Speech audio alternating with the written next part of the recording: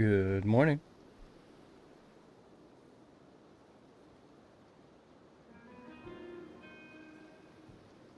Got a bunch of stuff I'm gonna do before I hop off. Got dailies. I was gonna look at maybe doing some adventure tome stuff.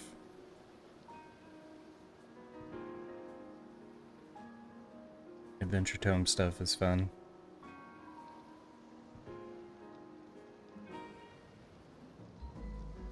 Trying to pop out YouTube chat. Alright. Start off with some chaos on the main.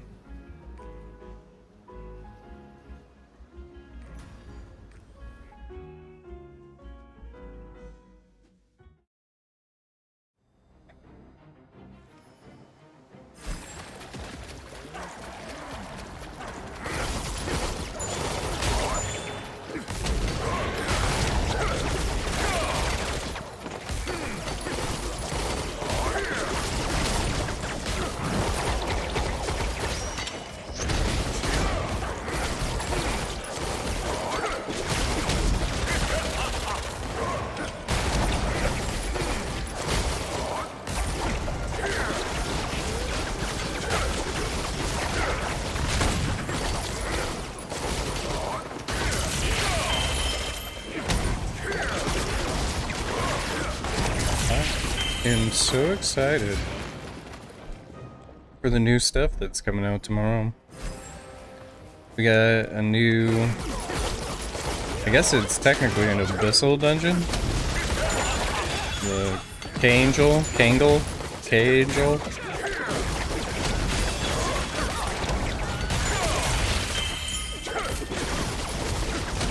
Like tomorrow is gonna be quite the day. I gotta see if other people are taking off work for it.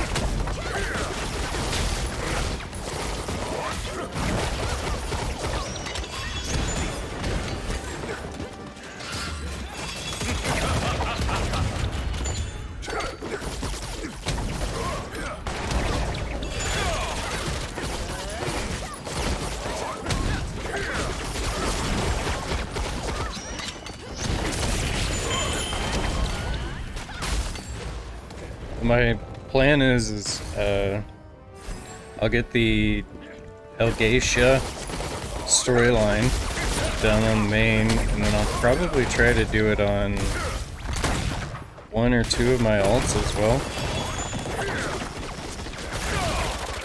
And then we can try to do a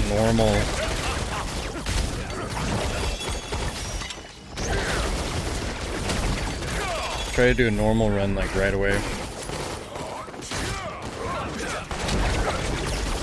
My ults.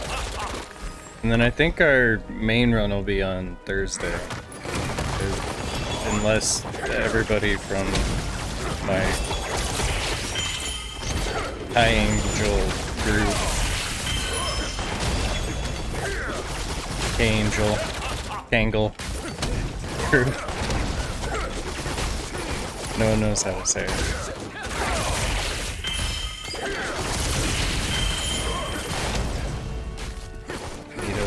Linguist in chat.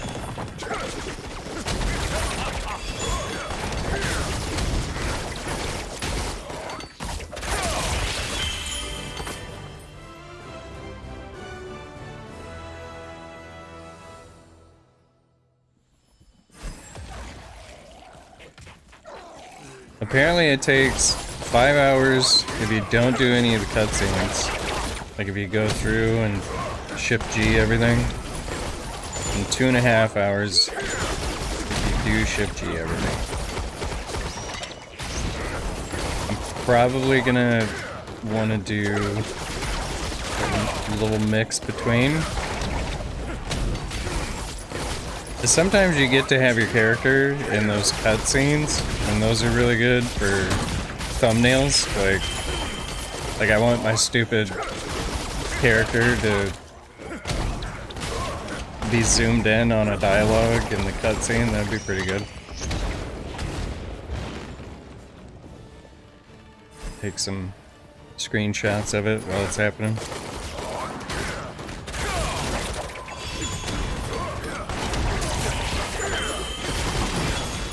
Like day 2, like on Thursday, gonna have a really sweet thumbnail for the stream.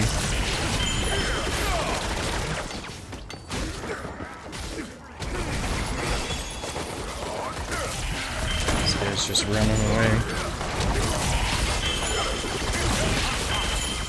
I am ready for the helicopter, Lucas. I am beyond ready for the helicopter.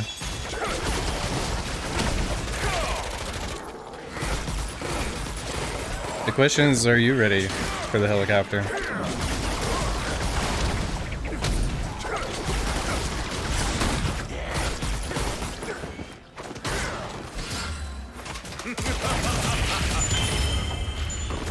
Ooh, I got a boss room.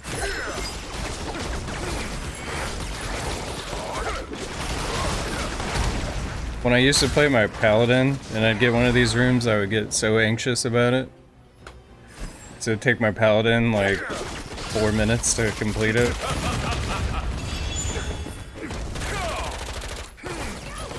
This guy doesn't hold still.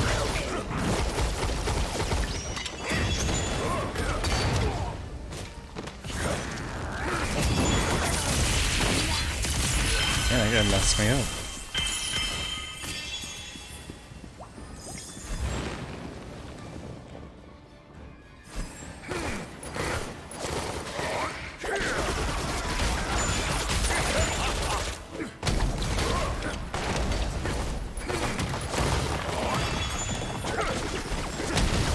It's gonna be very fun to do competitive damage with my static mates.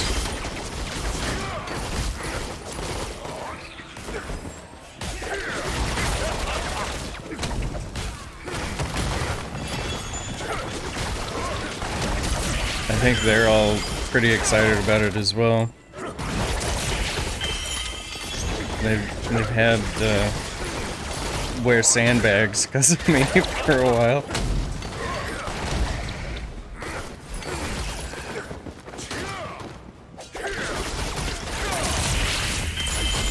But that's why I try to over-hone.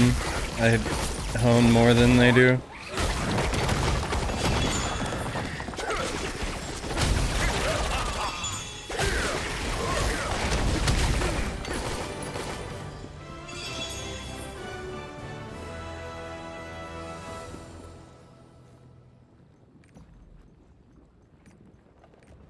Mission complete.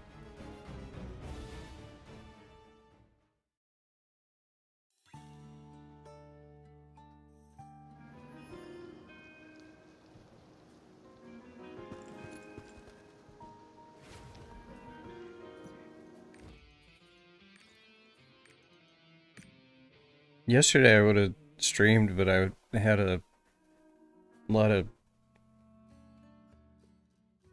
what's the word? Brain's not turned on. Allergies. I had allergies yesterday.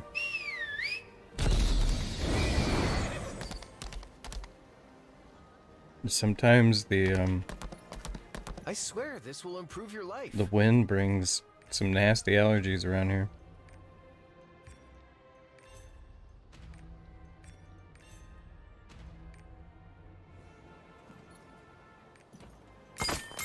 My whole life, I never had allergies. Seasonal allergies. And then you hit 30 years old, and all of a sudden, you just completely change everything about you.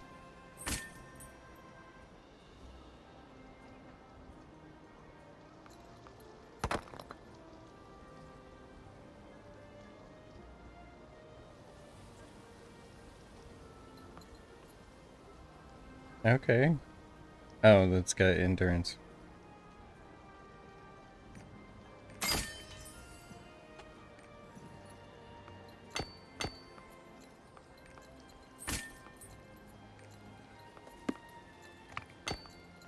Oh, I can make an 8.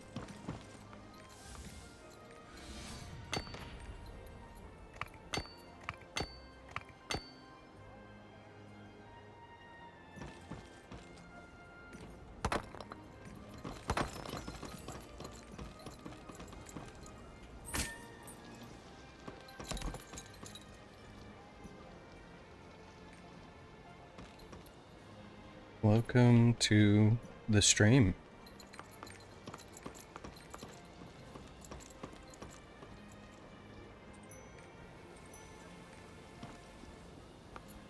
And that one, yeah.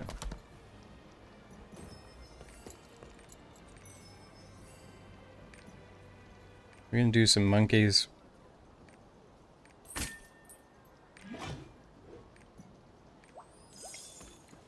Everybody likes to apply for the 1590 group.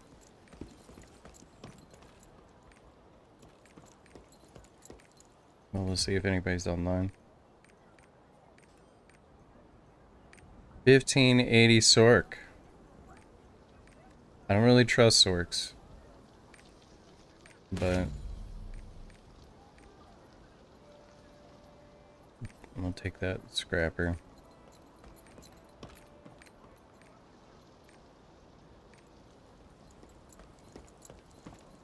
And the striker's trying to get in.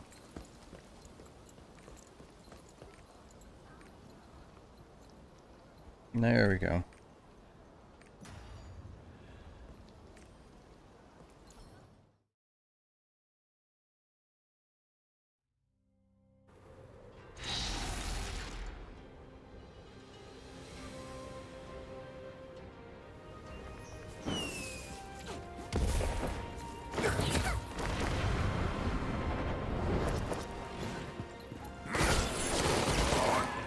I'm expecting this Sork and Scrapper to beat up on me,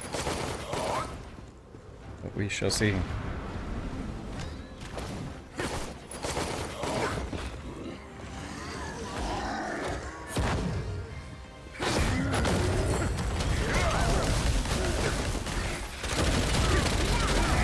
Where's the yearning out? Oh, there it comes.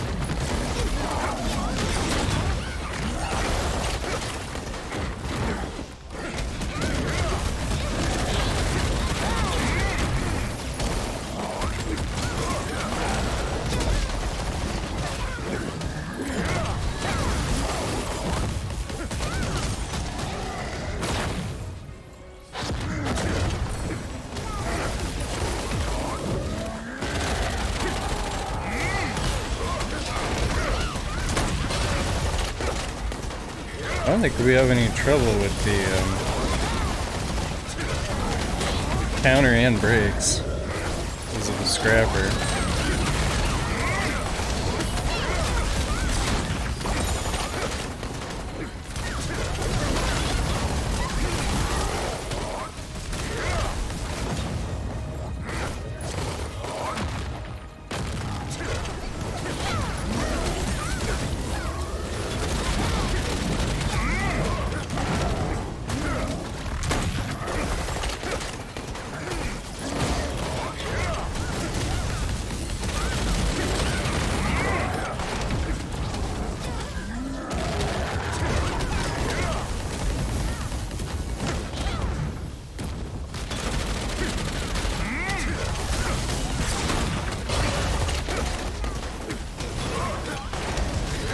Hey, 53. I should have ulted there.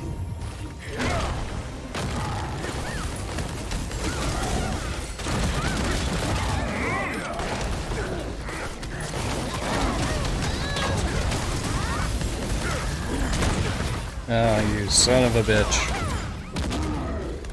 Oh my god. 3, 4, 5. I'll get it.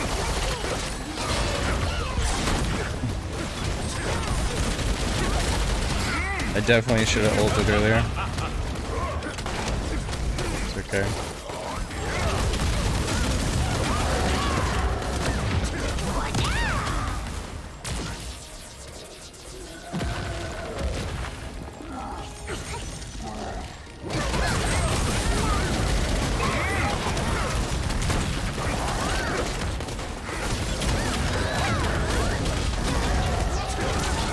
There he does like a little knockback, so I always try to use enforced execution to prevent myself from getting knocked around. He doesn't always knock somebody back, but I think you just gotta be close to him.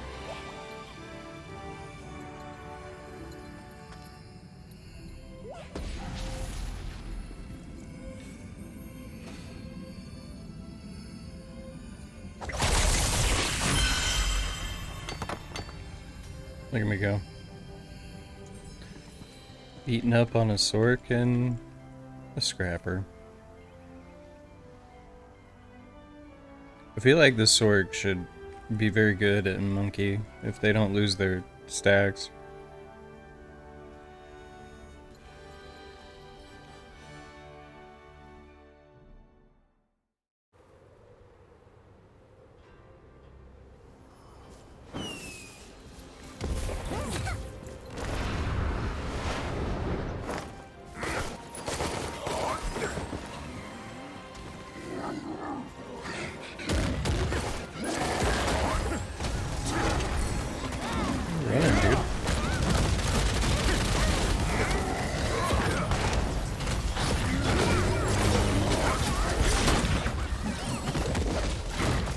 Stop turning towards me. Just want to do damage. Just want to murder you. Stop looking at me.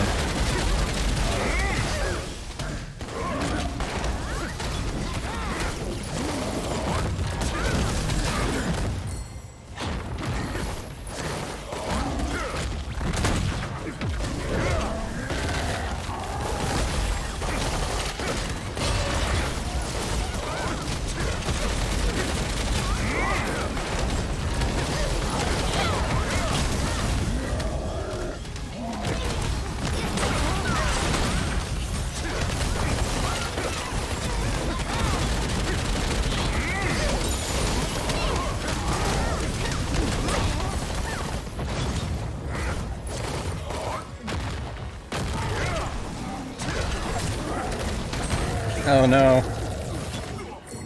Tragic.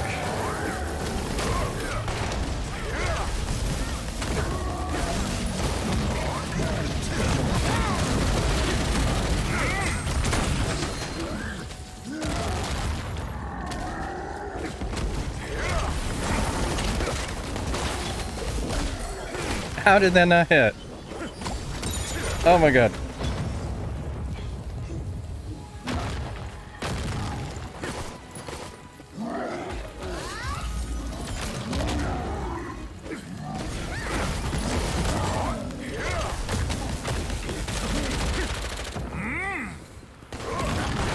I seriously countered that. Oh my god. This is... oh, finally it's gone. It's quite evil for them to, like, leave that up. Like, I'm okay with, like, oh, you get bursted because you missed the counter. But, like, leaving that up like that is a bit silly.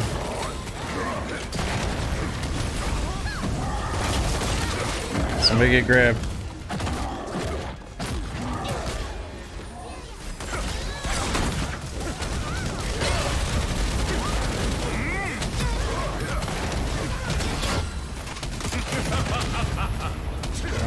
Not my best work. Okay, that one counted, and that was actually worse than the other one that was missed.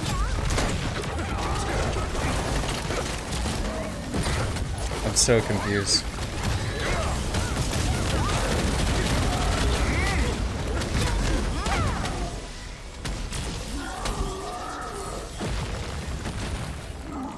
It's like a umpire in baseball. Not very consistent with the calls.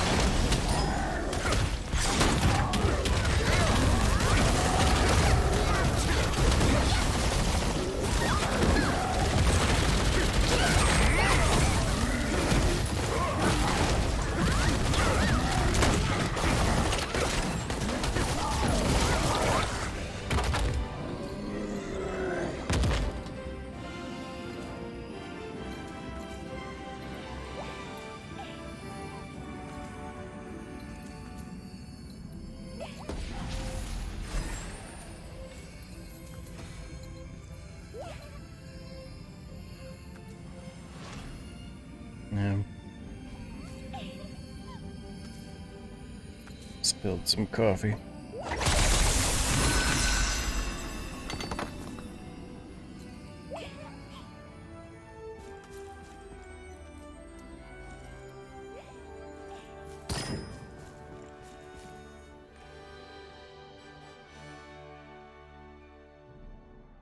I don't know, I feel like I got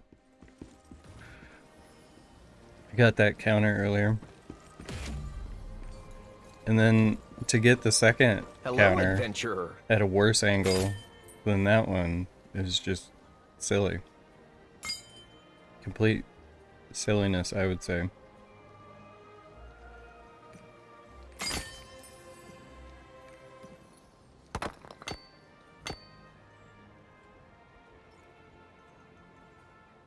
Does adrenaline supercharge somebody's? Fight the disparity here.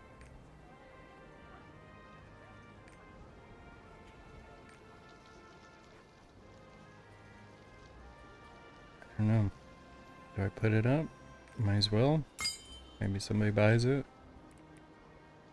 For no gold. Like one weapon tap.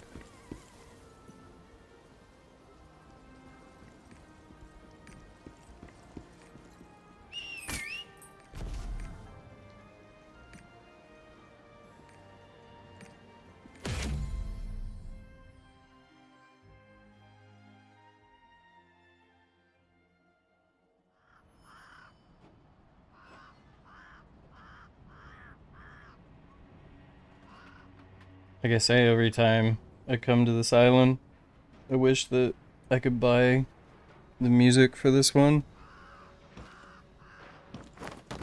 Like, I don't know why they don't have all of the music available for your stronghold. Like, just put a vendor on every island that has unique music and let me buy it.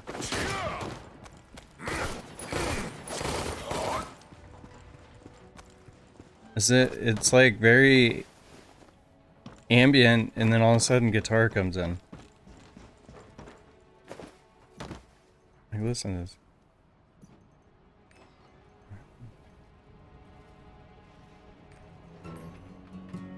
See?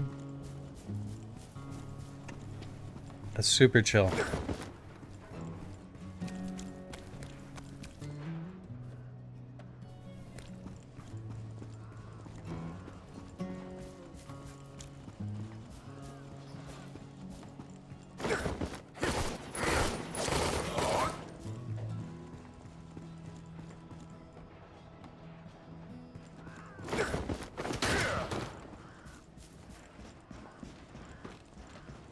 The chillest of musics.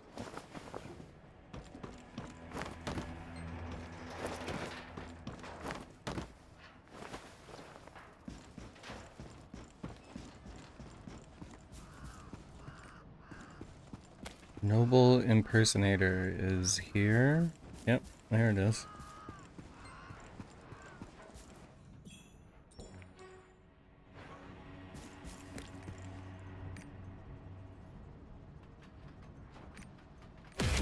Swing over to Rowan.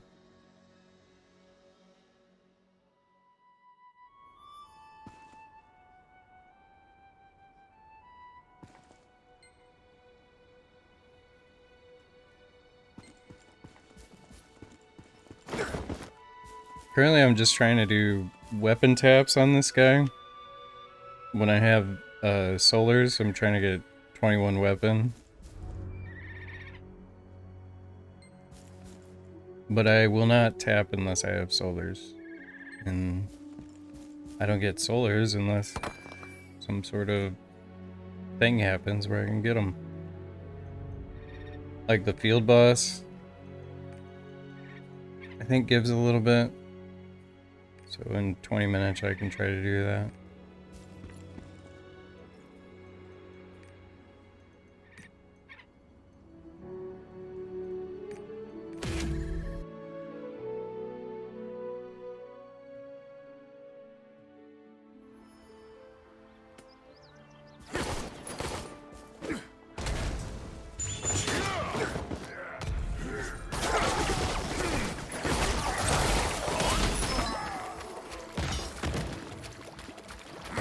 hat. Immediately dismantled that fancy hat.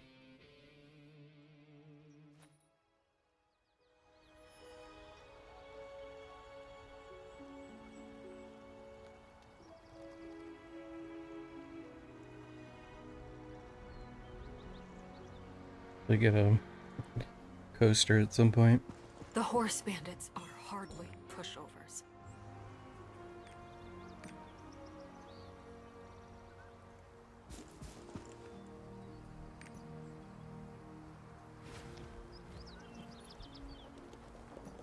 So today's the last day for guild quest. So I need to do a whole bunch of the hazardous waters thing.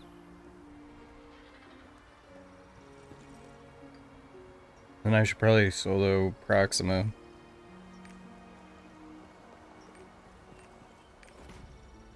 Can I still do it? Did we already do it?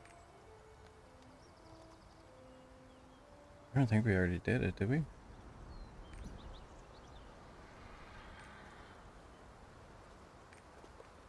Yeah, I didn't do it.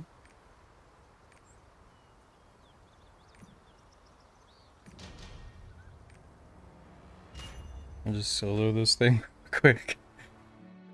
Cause it's like 15,000 bloodstones for the guild. For the research and everything.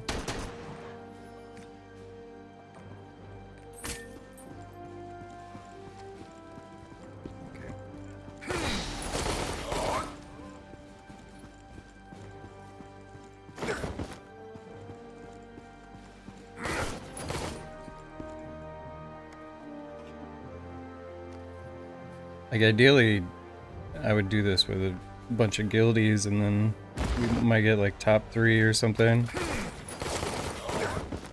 And then you get even more bloodstones. But for this I'll just have to patiently kill it.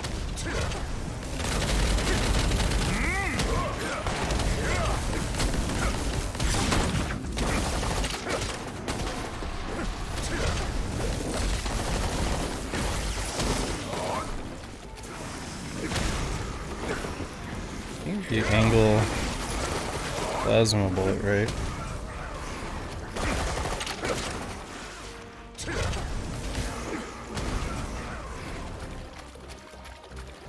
Probably too slow, but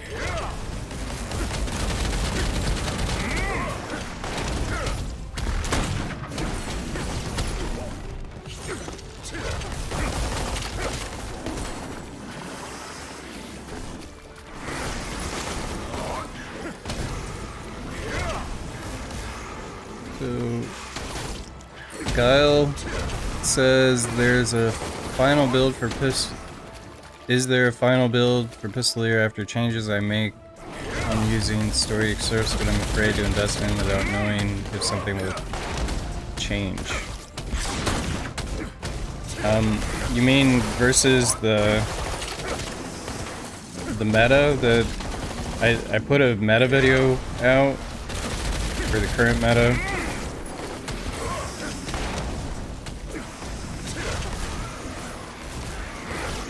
I don't think anything in Korea is finalized. Like, I don't think there's like a, this is the final build. I think there's a couple of options that you can choose from.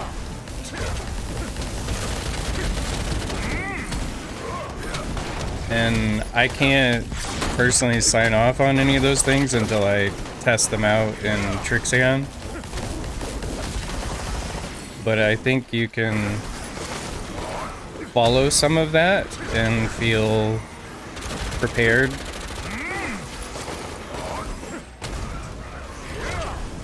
Because the core of the engravings that you need are pretty much the same.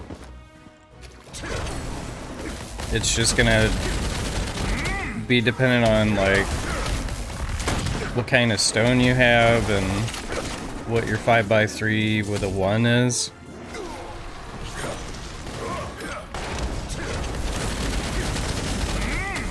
And this is taking so long.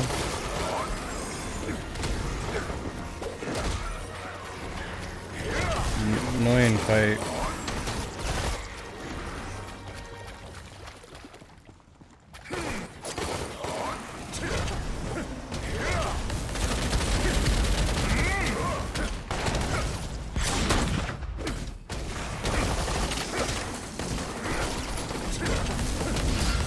Can he do it? Come on, kill him. Yes! He's about to kill me.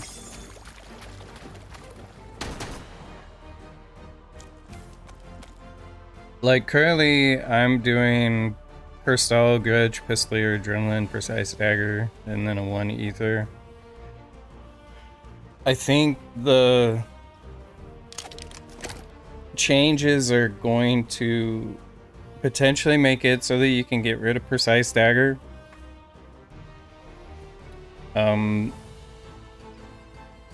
Like, from what I was seeing, there was like people subbing out Precise Dagger for mass increase. I think that's the one. So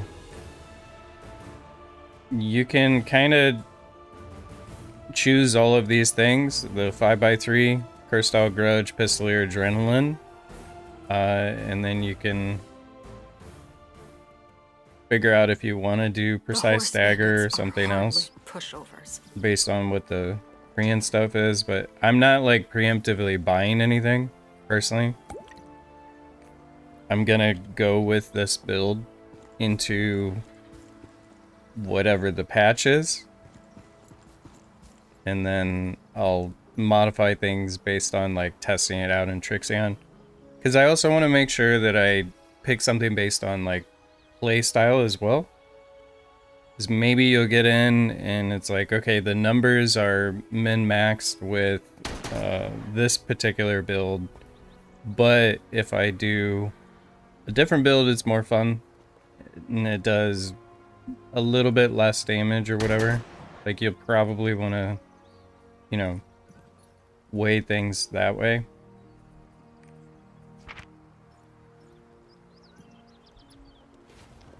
Especially if you have a new character. But for the time being, you can 4x3 safely, and that's as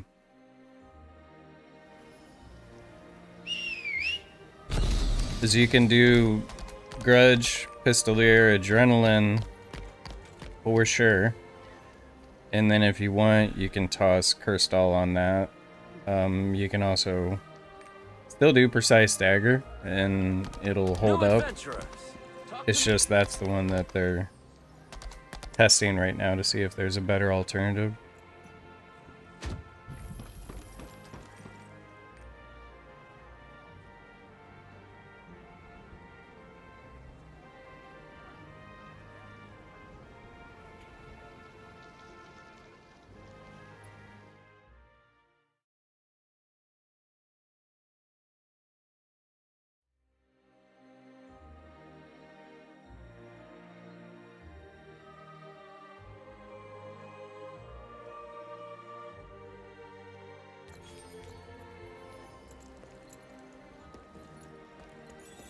Alright, time for Artillerist.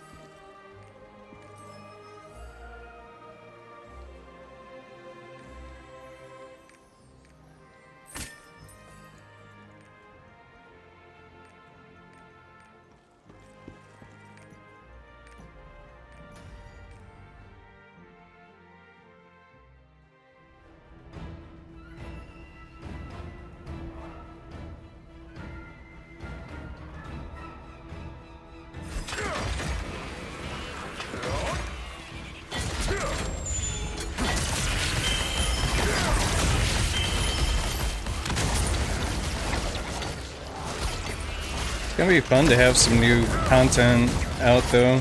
Like, we've been doing Brill Shaza for so long. I think everybody's brain is just like melted from doing it so much on normal and then moving into the hard mode. And then everybody's got, you know, a couple of characters running it every week.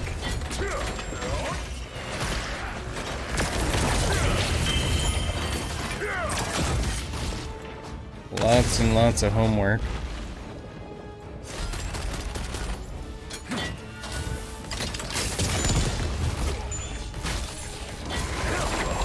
It's also makes it challenging with it being a 4-man raid, a logistics challenge for groups like ours that are more solidified. Because it's always a pain in the ass to divide your 8-man into 2 4-mans and then try to coordinate timings on all that. It's like with this particular thing, you have to get the storyline done. So you gotta go to El Geisha and you gotta do the storyline on the character that you want to do the new raid on. And then that unlocks the raid for that character. So as a result, on day 1, if you want to do the new raid on, like with your static, everybody in the static needs to get the storyline done. And not everybody's going to take work off to get that done, because that's crazy. So obviously some people are, but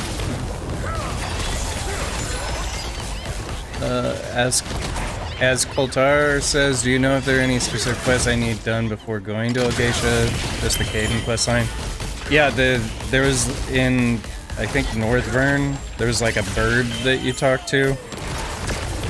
And the bird sends you somewhere. I can't remember where it sent you. Is that the Caden quest line you're talking about?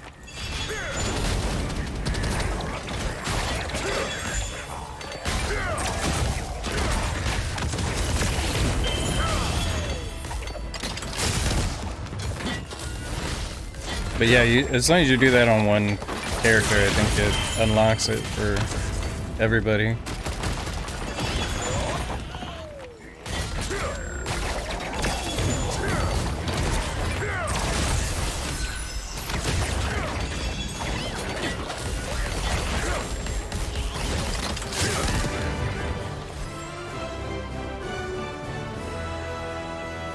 But yeah, we'll have to play it by ear on who's got the storyline done and when are those people available when they do get it done. I think we'll do normal on our alts first, like for the people that are on early. Like I'm gonna do my main first, obviously, and then after I do my main, I'll probably try to do either this Artillerist or my Scouter.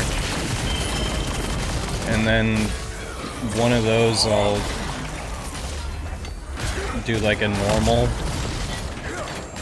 run, like a normal K-Angel. We'll try to like get that going. BW Wuniru.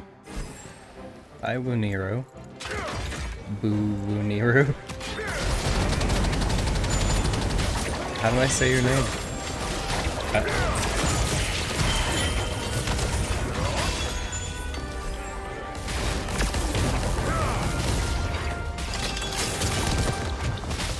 It's like Buniru. Very good.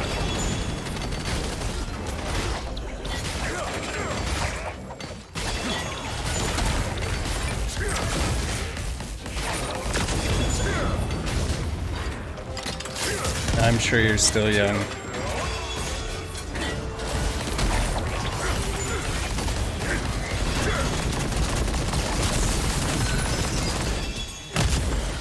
Buniru is now following. Thank you for the follow.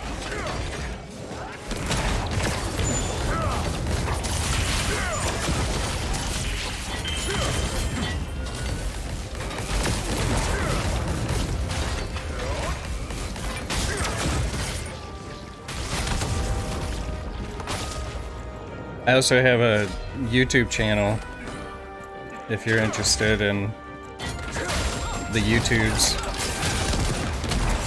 We're trying to get to 1,000 subscribers there. And it's a long, arduous journey.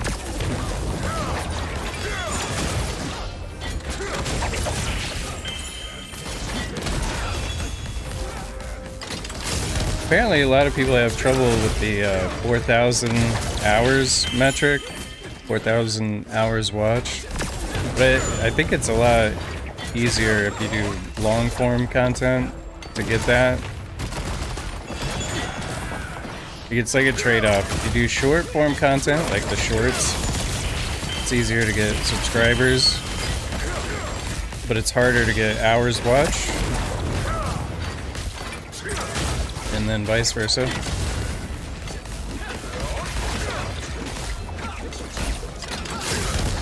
Thank you, Buniro. You're the best Buniro I know. What are your guys' mains on Lost Ark?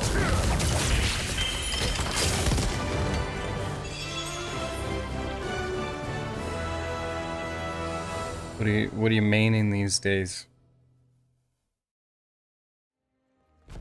What are you thinking about maining?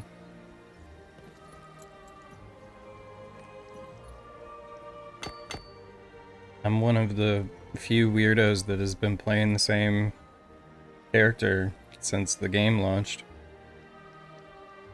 You're playing a bard and currently trying to learn Brill. Did you step into Brill yet?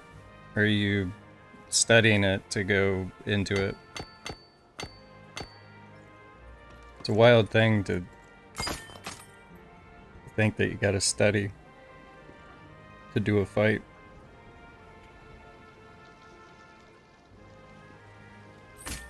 That might be worth something. Ooh.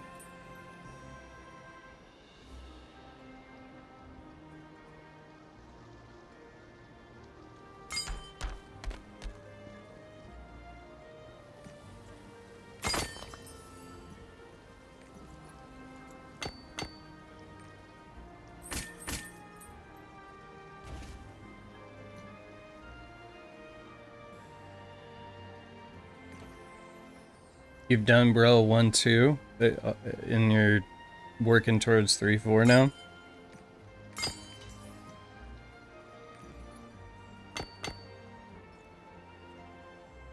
Four is quite the adjustment, because it's a completely different fight than any in the game, but which also makes it a lot of fun, I think.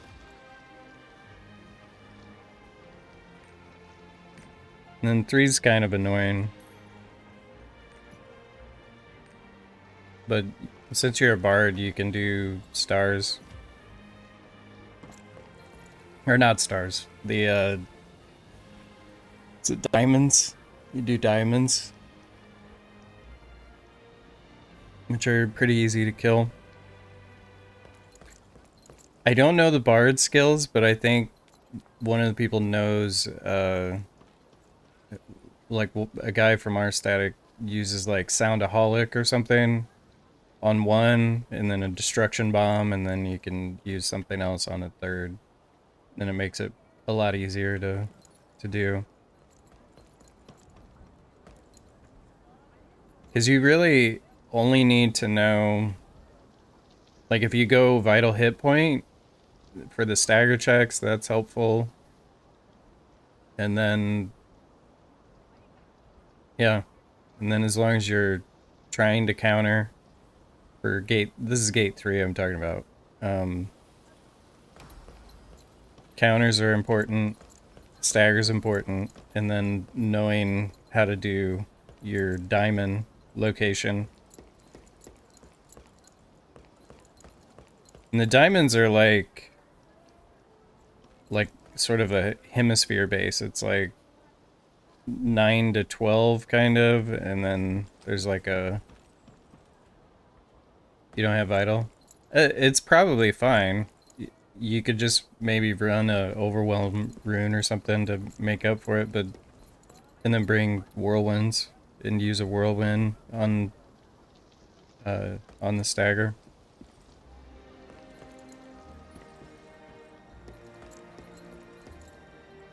Because it's not, in normal, it's not a huge problem.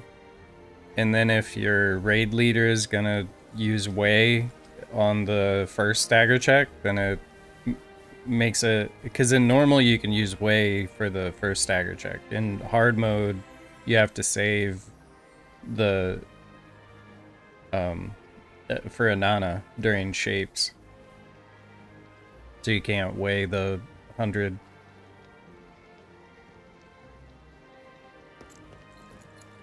But as long as you call your shape early, like, and you're comfortable with the location of each of the shapes, then it should be pretty straightforward for you to get through gate 3.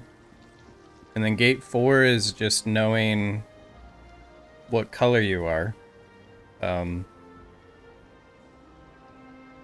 it'll be either, like, they'll mark the group green-white, so it'll be GW or like blue-red, unless they're weirdos.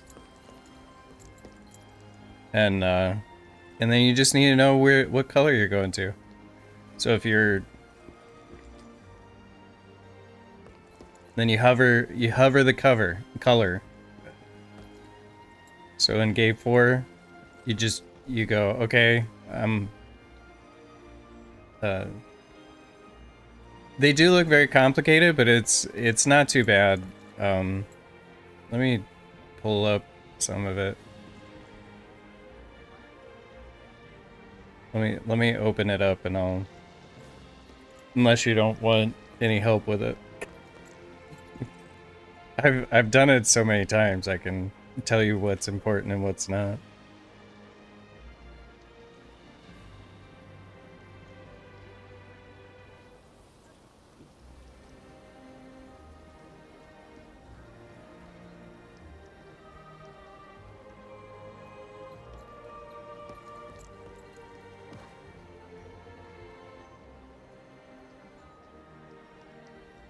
Okay, you're happy to learn? Okay.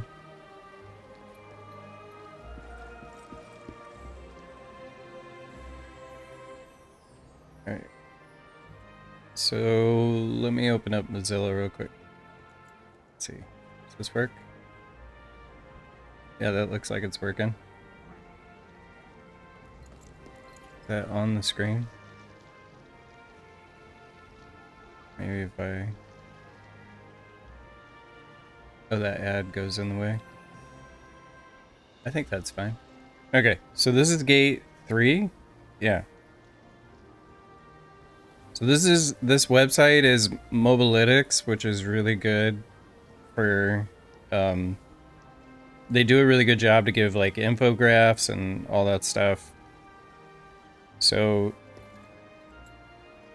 yeah, for gate 3, just knowing your ×3 or ×3 plus 1. If you're in party 1, you're in the ×3 position. If you're party 2, you're in ×3 plus 1 position. And so you just need to remember going into it, just think about where your position is. And then just remember that.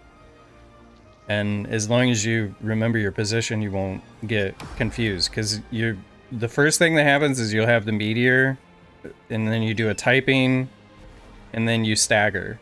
And that can be the first time that you throw a whirlwind, is you get done with your... You're worried you won't get any parties because people want the title. Yeah. I mean, there is a support shortage, so you have that advantage. And then the Medusa stagger is you want to look in when the eye is a circle, and then when the eye is a snake, you want to look away. And the best way to remember that is, like, snakes are scary, so you want to look away when the snake is looking at you. And then otherwise you want to look towards the thing. And you don't have to look at it like the whole time. So like there's a burst moment at the end. Like it'll be like 1, 2, 3 and then explode. And as long as you're looking at it when the explosion happens, then you're fine. Or looking away when and the fastest way to do that is just auto attack. So you just left click your mouse in either towards it or away from it, and then you're fine. And then for shape breaking, you're going to be one of the diamonds as a bard, and you just want to prep your 3 skills that you're wanting to do. And there's a delay in these coming out because first the stars spawn, then the squares spawn, and then the diamonds will spawn at the end.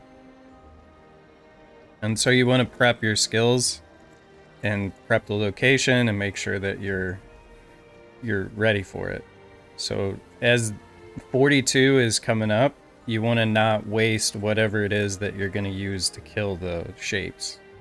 And it's really important that you do that, because if this mechanic comes and all your abilities are on cooldown, then you're gonna die. So yeah. And then after that, the 0 mechanic is really easy. You just go to your ×3 or ×3+1 position, and you'll either be blue or you'll be red, and then you stand on the thing that is your color. And the easiest way to know where these are gonna go is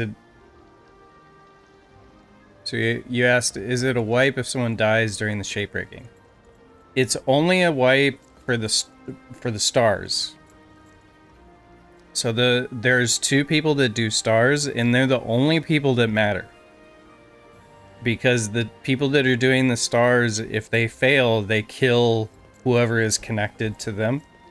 So what'll happen is one group is connected to one star doer, and then another group of people, and it's completely random, is connected to the other. So if one of the stars fails, they will murder everybody that's connected to them.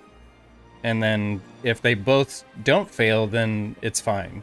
And everybody's alive that does their shape correctly. If you do your shape wrong and you're not a star, you just kill yourself, and that's it. But as long as you're doing your shape right and you're good with it, then, you know, that's all you can do, and then it's up to the stars.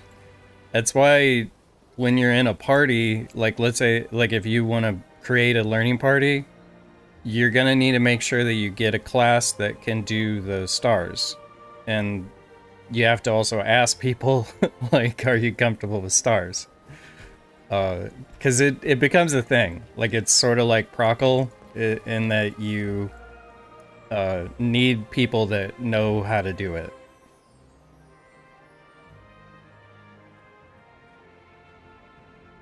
So yeah. And then what classes are good at stars? Anybody with a non-AoE attacks. So Scrapper can do it pretty, like, relatively well.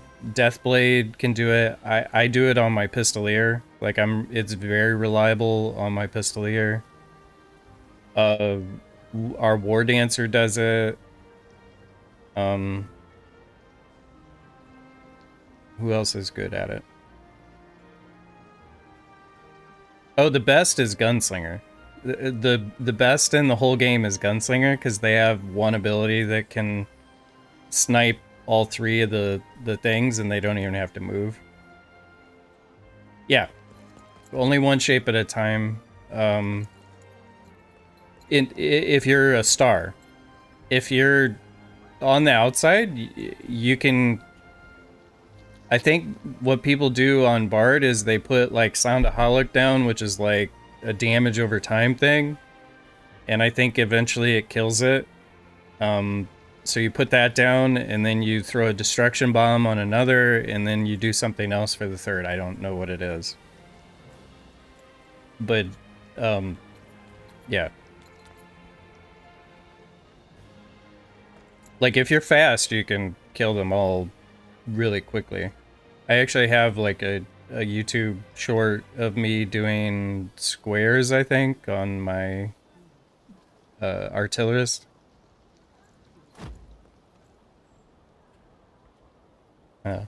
And then for the last mechanic, the one with the blue and red spears, just know that when you're standing on one or you see one across the map, it's always going to be the next one that spawns is the exact opposite. So if one spawns on the top right, the next one's going to spawn bottom left, and vice versa. And so if you see, like, if you're covering bottom left, you'll know that your area comes next if something's on bottom, if something, your color's on top right. And yeah.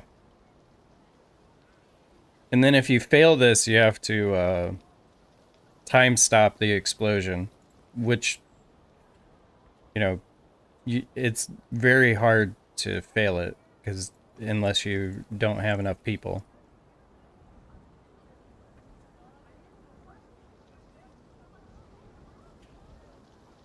You'll know if you fail because what happens is there's an animation where the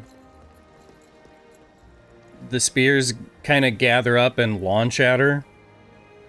And instead it'll be like this kind of slow bubble gets formed underneath her. And if the spears aren't collecting to get launched at her, it's a fail. And it's a very long animation, so it's easy to kind of see, but when this like sort of bubble encompasses the screen, that's when you want to time stop, and then it'll explode, and then you're fine. She gains health. She gains like 16 bars or something. Or I think it's actually based on how many spears you miss. And then, yeah. Okay, these guys really don't like that I have an ad blocker on. Let's see. This will work now. Yeah. Let me find it.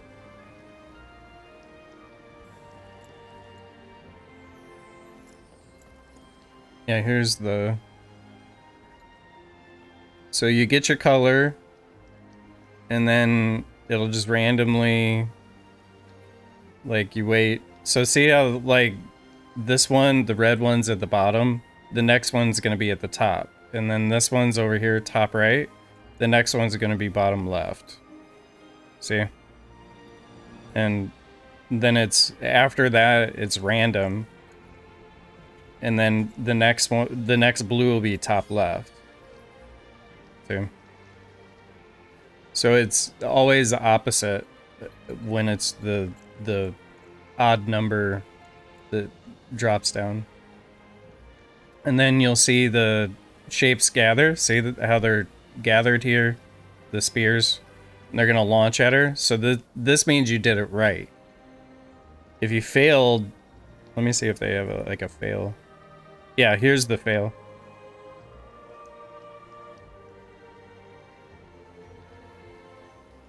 Oh, this is hard, actually. In hard mode, you have the eyeballs you gotta deal with. Looks like they don't show the fail.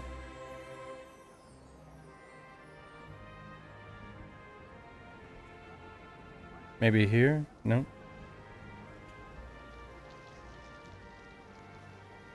The other mechanic that's kind of tricky is this one.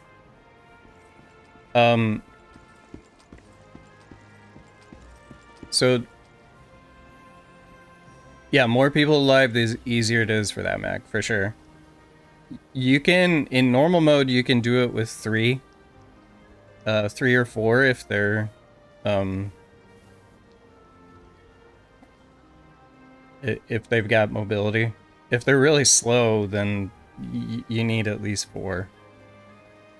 So if you don't have 4 going into it, or 3 with one of them is like highly mobile, then you got to restart it. This mech is the only other kind of tricky one. Is she shows a shape behind her, so it'll either be the pentagon or the star. And you have to drag the shape that is behind her into her. And then after you do that, so in this case it's star, so they're gonna drag the star into her. And as long as it hits her, these safe spots come out at ×3 + 1. So you go to your ×3 + 1 spot, and you partner up with someone. And as long as you have a partner with you, you'll get a shield. If you don't have a partner with you, you will not get a shield, and you have to time stop after the first wave of damage that hits you. So you get a shield.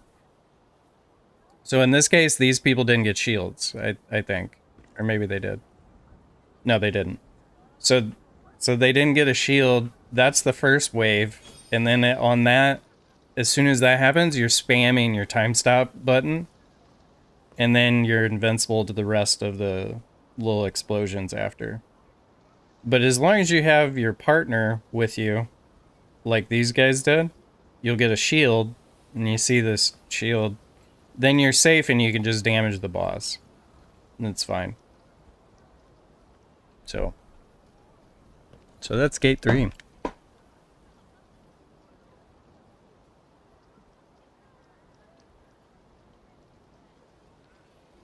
Next we can talk about gate 4, if you want.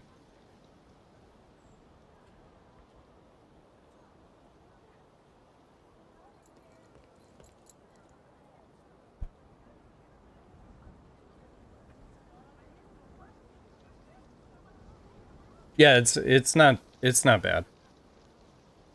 You can definitely do it, especially as a bard. Like as a bard, you've got a lot of control and agency over the fight. And then you'll get used to the counter timings. Like every 5 abilities that she does, she is counterable. And so you can get used to that. Every time she does saws, she'll do these, she'll show safe spots, and then you go to the saws. Every time she does that, she's counterable. So you want to position yourself in after she moves the second time to be able to counter her. And you can use your ability that gives you push immunity. I don't know what it's called. But you use that ability, and then you can guarantee that you get the counter. And then your teammates will love you for that. So yeah. For gate 4, what'll happen is at the very beginning, the raid leader... Yeah, gate 4, the map does rotate. For gate 4, the raid leader will change the names of the party to the colors. Every raid leader types it differently, which is kind of silly. But if you go up in the chat, you'll see at its core, it's green and white is one party, and the other party is blue and red. And that's all you need to remember, is which party you are, and then what numbers you are. So if you are 1 and 2 in the party, or if you're 3 and 4 in the party, you are the first or the second color. So for instance, if you're in the green-white party and you are member number 4, that means on the blue mechanic, you're gonna go to white. And on the yellow mechanic, which is a mechanic where all 4 of you are together, you go to green. And so the only colors that you need to care about are green and white. And so when you're positioning yourself on the map that rotates, you want to always be looking out for the color that you are. So in this situation, like if you're looking at the map, so like this color, and it's kind of hard to see, this is white and this is blue, and then over across here will be green and red. And so if you kind of play in between your 2 colors based on what party you're in, that'll keep you safer. And as long as you keep in your mind where your position is and where you're gonna need to go, then you're fine. So you just need to remember your colors. Because if you're playing in between your 2 colors, you'll always know where to go, even if you don't know what mechanic is next. Because there's only 3 mechanics that you have to worry about. And one is the yellow mechanic.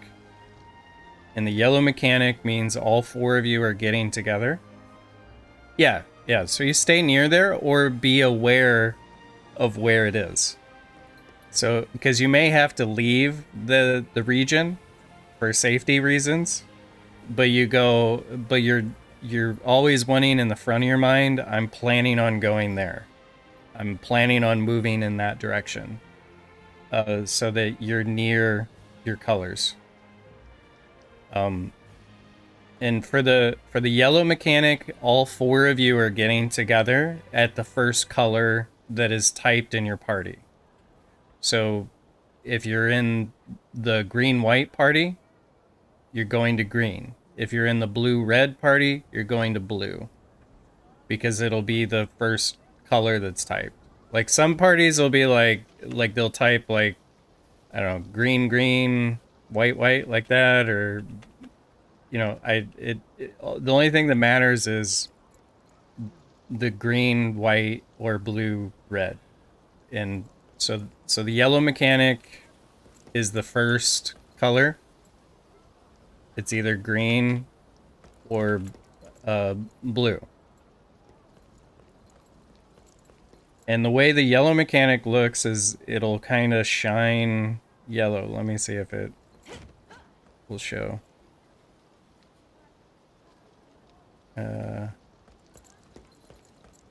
What color is this? Okay, so this is blue. So what happens is this one spends, and then it's nothing right now. So this is gray. And then see how it turned blue? So it shows blue, and then when it shows blue, everyone goes to the flat side of the shape. So what that means is the shape right here, this is a sharp edge where my mouse is. The flat side is here and here. And so what'll happen is you move to the flat side of the shape, and then an explosion will happen and you're safe. So see how this, and then the explosion is on the flat side of the cube. If it was red, you would go to the sharp side. So the red one is sharp, the blue one is flat. And the yellow one is a, we call it Star Wars. It's like these purple circles drop everywhere and these little purple towers. The explosion is an instant. It gives you a second. Here, it shows it here as well. So you kind of have a second. You can also spacebar through it. It doesn't do a ton of damage. Like, see how they're spacebarring through it? It's just that the thing that it will do if you're not paying attention is it'll knock you off the platform and give you a debuff. And that's why people want you to go to the right spot so you don't get a bunch of debuffs. Let's see what See if I can get... So when the blue one happens, the way to think about it is the blue means buddy. So like you're doing buddy stagger with when it's blue.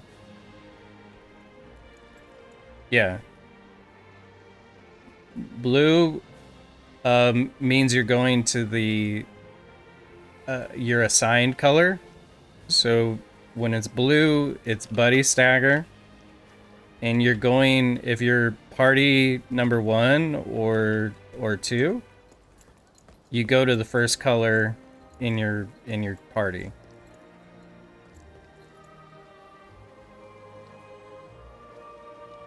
And if you're party member 3 or party 4, you go to the second color of your party.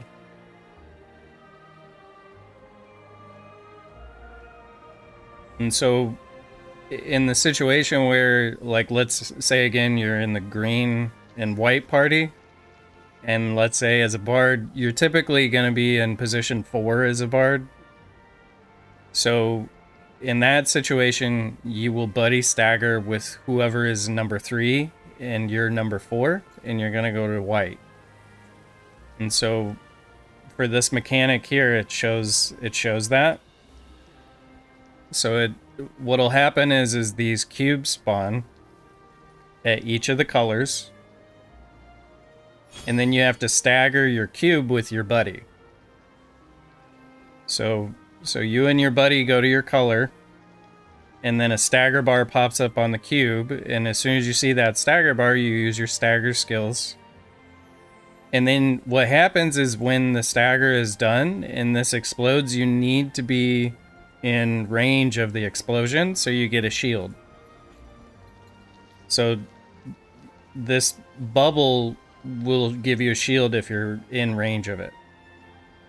And then after you get the shield, you group up with your party members that are in your group, and 1 or 2 of you will have a typing test.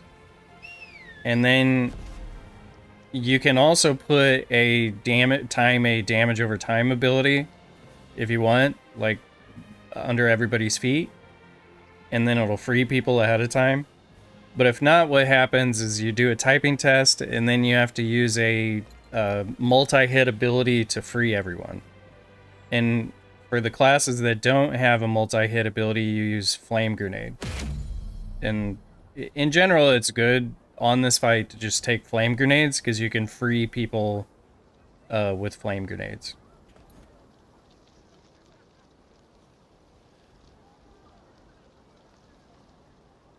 So, yeah. And then this is the yellow. This is what I was talking about, the Star Trek thing. So when you see these little things shooting out stupid missiles everywhere, that means the mechanic is yellow. And yellow means you're going to go to the first color in your party, and you're all 4 assigned a job. And before you start the gate, you will talk in party, and the bard will typically catch.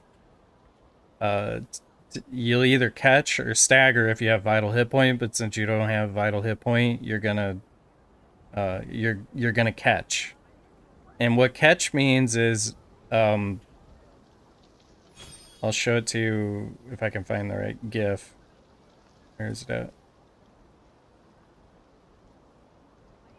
Come on. Oh, that's hard.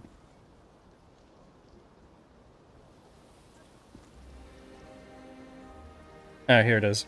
Okay.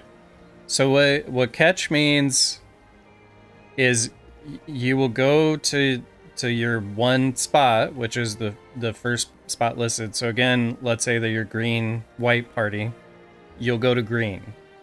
If you're in the blue-red party, you go to blue. So it's the first color on there. So you're going to go to green, and all 4 of you have a job. So one person is going to break the orb, and when they break the orb, they get a shield. And they have to be in range of it. So this person right here broke the orb, and they're going to get a shield. And then after they get their shield, it's always green or blue, yes. Always. So it's always going to, like, it be the first color that's assigned to your party. So that's why I'm saying, to understand this fight, you only have to remember 2 colors. That's it. And if you're in position 1 or 2 in the party, you only have to remember 1 color, because your color is the same the whole time. If you're in position 4, then you have to remember 2 colors. Yeah. It's really not once you get used to it.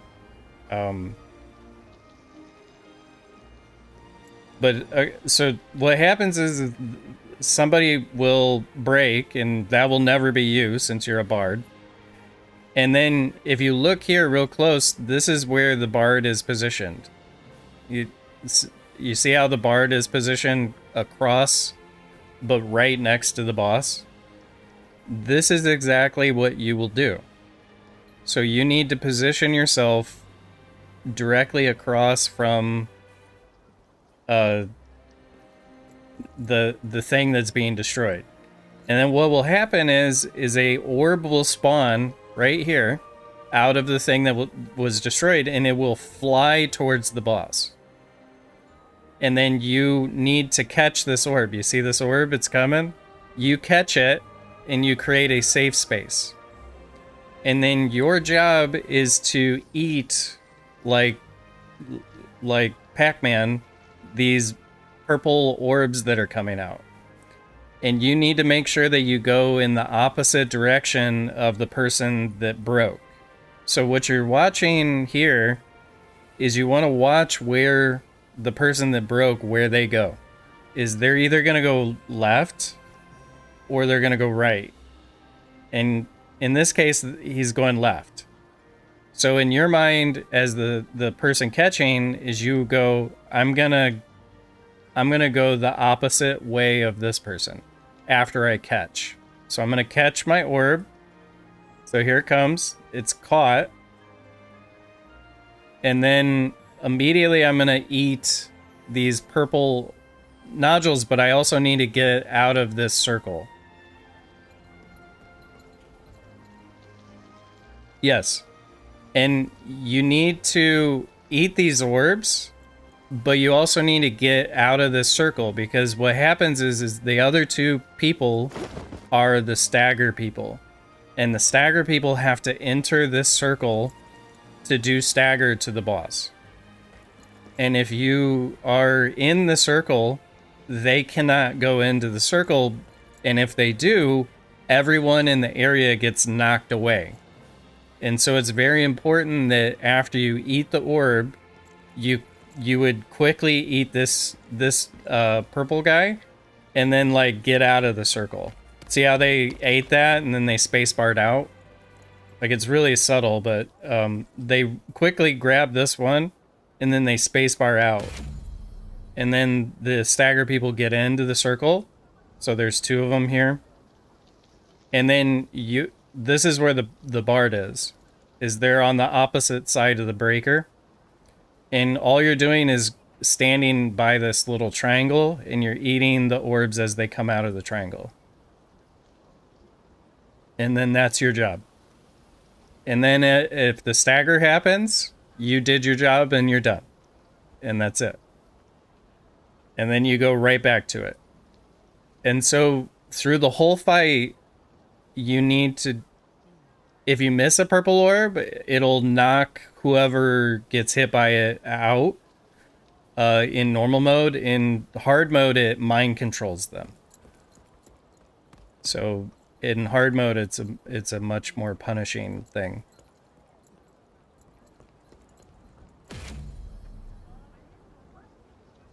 So again, this person breaks, you will eat it.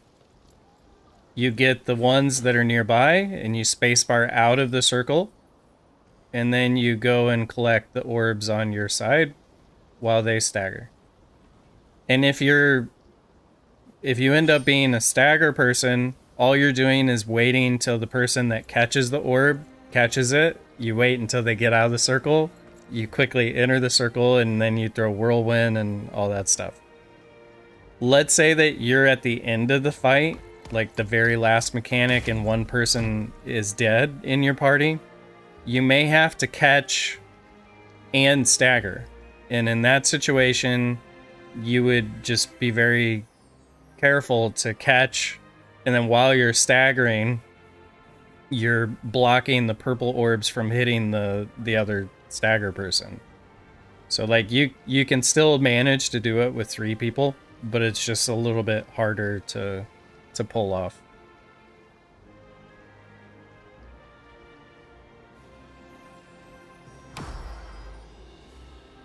Yeah. Well, you're doing 2 jobs, and yeah, kind of 3 jobs. Yeah, you catch, and then you block, and then you're staggering. But yeah. And then the red mechanic is the easiest mechanic of all, and you don't even need to like worry about it. The only thing you need to know for the red is again, when it blinks and shows red, you go to the points, and then the points are the safe spot, and it does it twice like that. Instead of the flats, you're going to the points because the damage comes out of the flats. And then for the actual mechanic itself, what happens is he creates a safe circle, and the best thing in the world is if you red blink equals points, blue blink equals outside edge. Yeah. We call it like points and flats. Like you want to go to the flat edge for blue. Like, and usually if we're in, groups that are uncomfortable, we'll call it out, go to the flats, go to the points.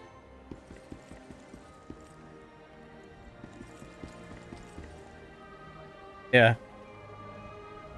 For red, it's super easy. It creates a safe zone here, and whoever jumps in it first gets to take a break, which is great. So if you see the red mechanic happen, try to be the first one to jump into the circle here, because if you are the person that jumps in there, you get to take a break for the whole mechanic, which is nice. But if you're not, you just need to stay away from the front.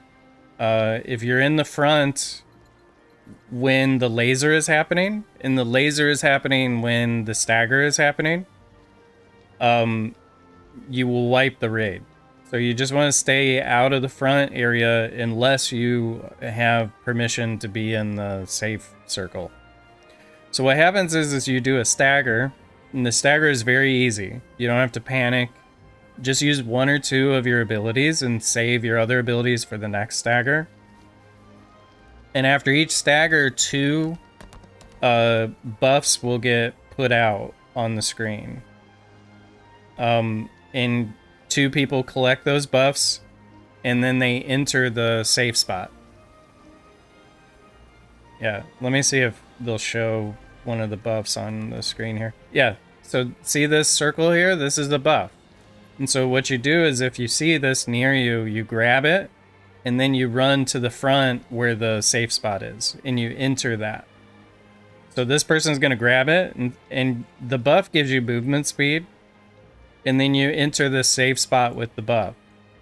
And then you get frozen in place there, and then the laser comes and hits the shield and doesn't do any damage to anybody. And then there's going to be 2 people left outside in the end, and no more stagger. And then as long as there's enough people inside to absorb the damage, you won't wipe on the mech. And so the red one is the easiest one, and everybody is like relieved when that one gets shown as the mechanic. it gives you a lot of time to run to the front. But you do need to hustle. Like, if what'll happen is you want to kind of spread out all around the boss, and then make sure that people are pinging where the buffs are. And typically you want to keep high stagger classes out, and they want to be the last ones, so that way they can smoothly do the stagger. And then the low stagger classes should be the ones to take it first. So since you don't have vital hit point, you'll want to look for a buff and take it. It's really hard to fail the stagger because they nerfed it so hard. Like, the only way to fail it is if people literally just don't use any abilities. Like it's very hard to fail it. But in general, just use 2 abilities, and then maybe 2 or 3 abilities, and then stop, and then save abilities for the next one. And then that's it. And what'll happen is you'll do 2 shape colors. So you'll either do blue, red, or yellow, and you'll do that twice. And then after you do it twice, you'll have a big stagger check. And the big stagger check, you'll either do way if the boss has a low amount of stacks, or you'll do Anana if the boss has a high amount of stacks. Because and the way that you get stacks is if you fail certain mini mechanics in the game, you create stacks on the boss. But here there's like this timer on it, which is sort of like Argos. Is you get a timer and then you get a stagger bar. And very typically in normal, he fucks with you and gives you this mechanic at the beginning where if somebody hits the boss, these things explode. See these red circly things? Like, these things explode if people hit the boss a lot. And so at the beginning, you just have to make sure and wait to see if he's doing this mechanic. And then you just dodge these growing circles, and then after they explode, you resume. If somebody for sure is damaging the boss, like you see people damaging it, you can do your push immunity skill, and then you'll prevent yourself from being knocked back. But yeah, you're just doing stagger during that phase, and then mechanics are being thrown at you. And it's pretty chaotic, but you can survive as long as you're sort of paying attention to what's going on. Like, there'll be just like loads of animations. You know, like stuff like this will be happening.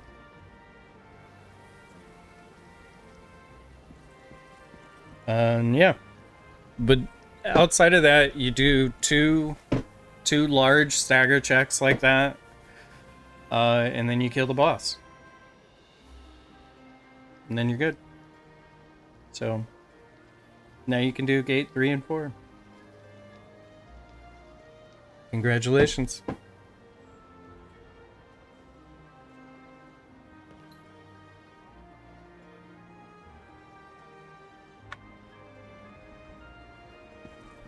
I gotta use a restroom real quick. I'll be back in just a minute.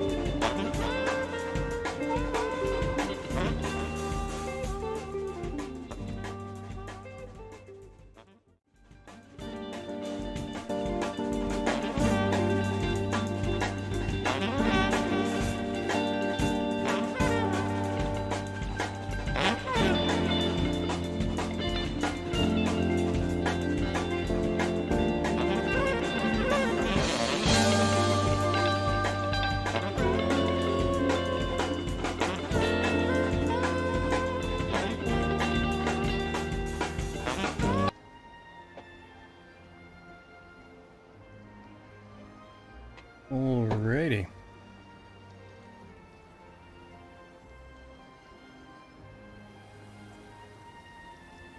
Buniru will be back in a bit.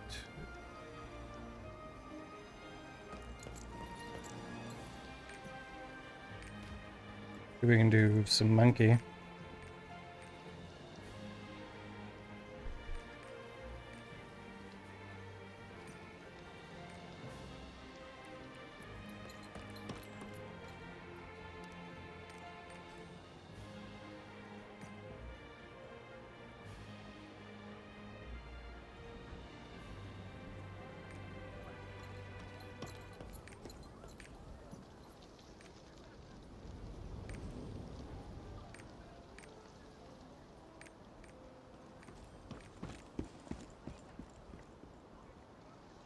First come, first serve. As long as you got 5x3.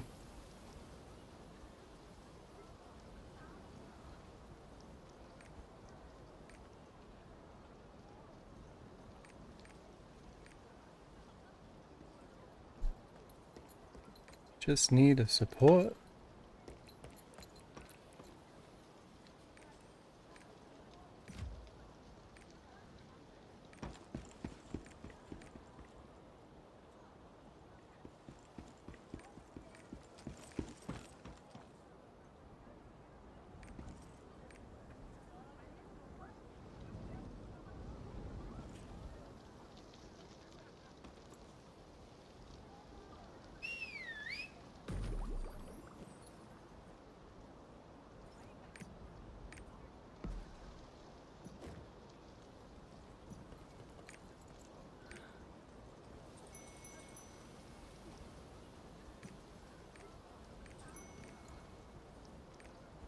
Guess I'll do low bang while I'm waiting.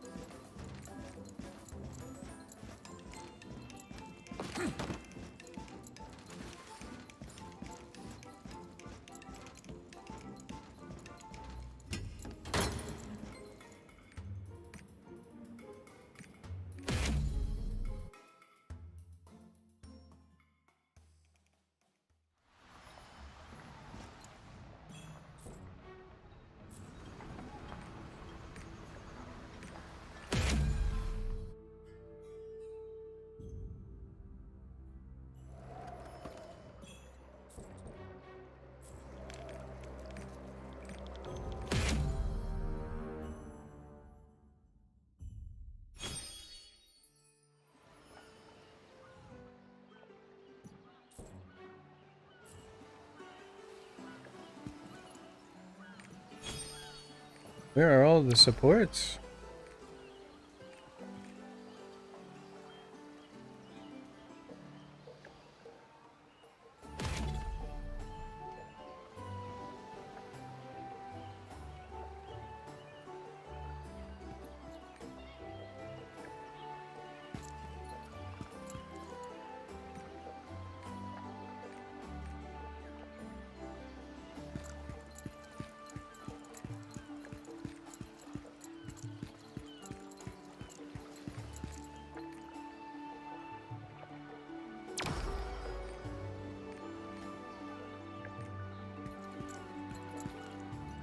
What is going on?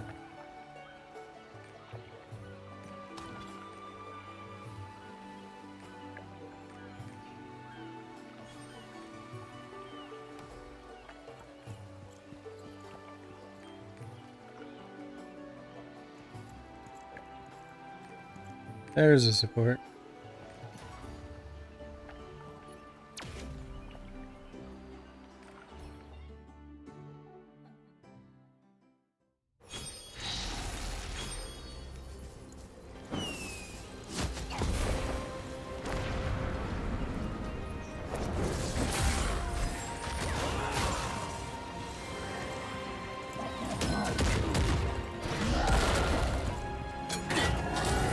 Oh, I'm wrong build. Why am I... Why am I this build?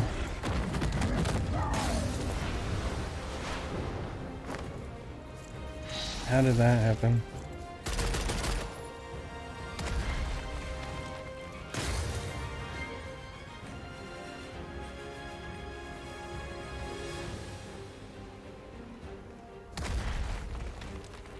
Come on.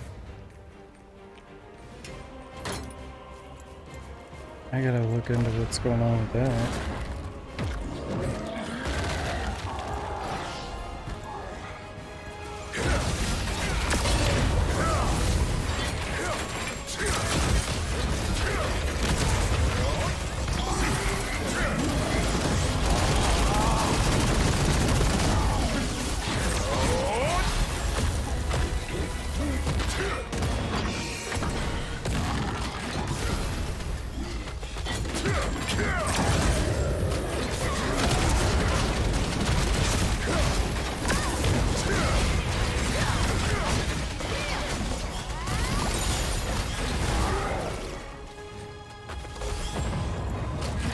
Somehow my chaos build got selected.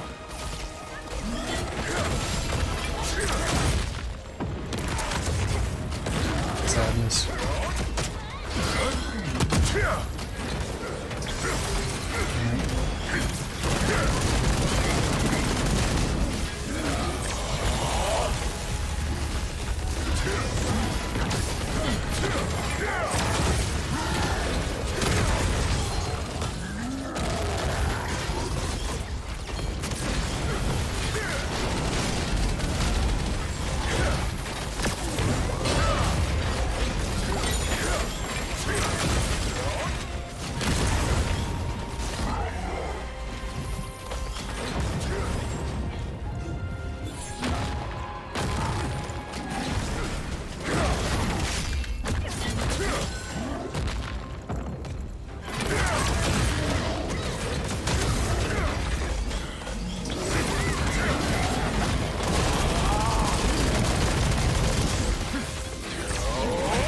Oh, I had stacks.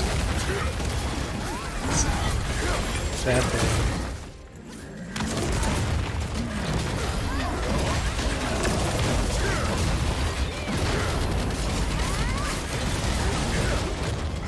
Uh-oh.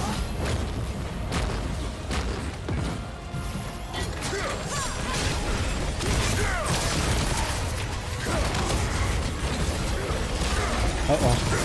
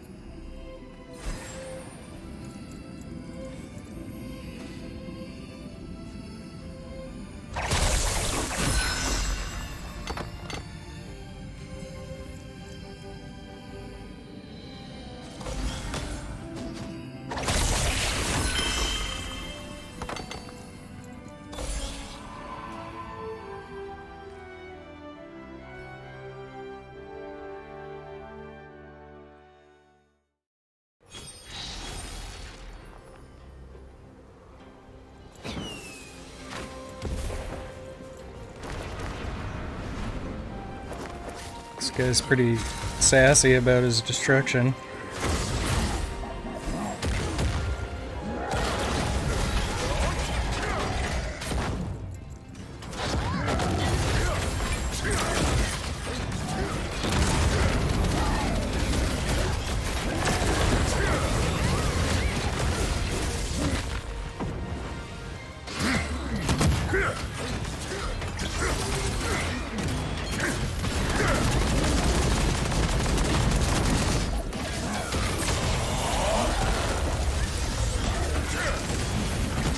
is how you get double wheelchair.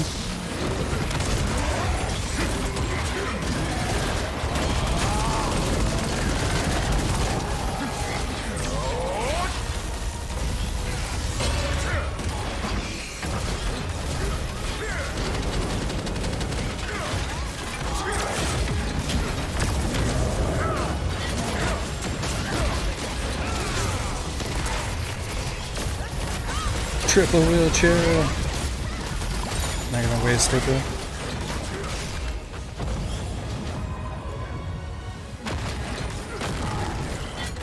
Doing adrenaline stacks.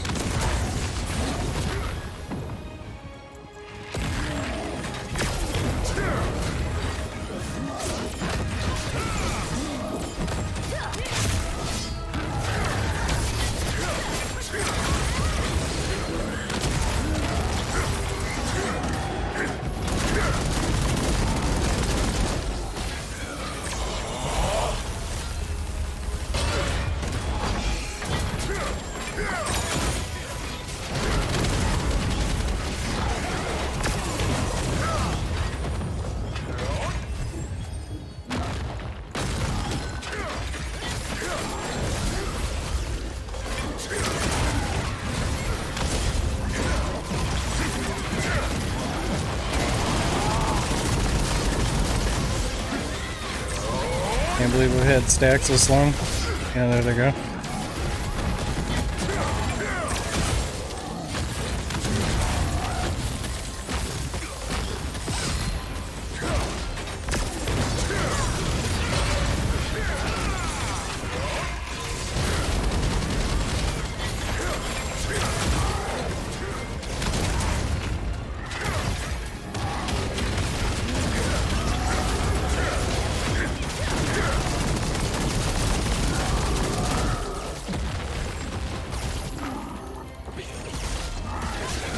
I do so much damage. Several damages.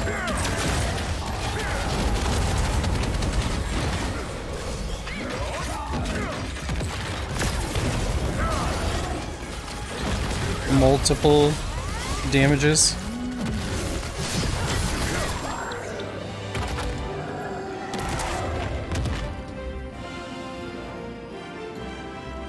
Artillerist is a lot of fun. Yeah, spec crit, and then barrage enhancement. So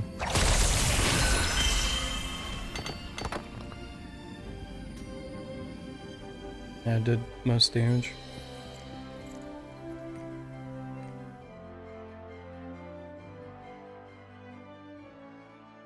My main is a Pistoleer though. This is my, like, second highest ult. Still working on the gun on this guy.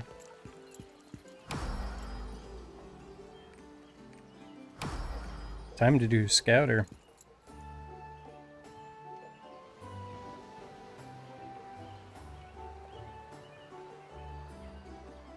So sad they named it Machinist in NA. I still can't call it that.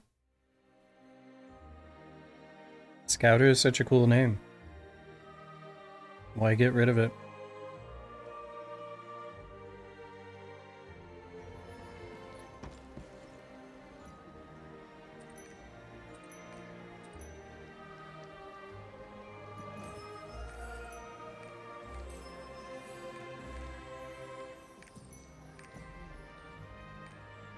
I can do the 1561s now.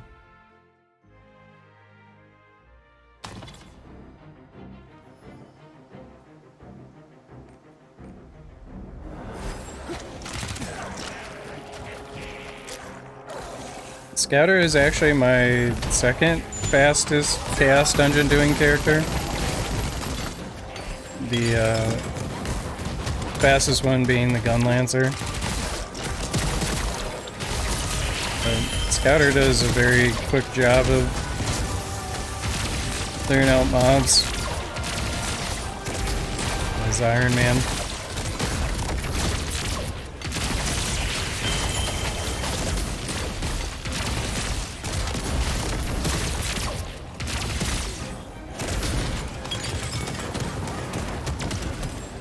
then you also have this resettable alienation, annihilation mode, whatever it is.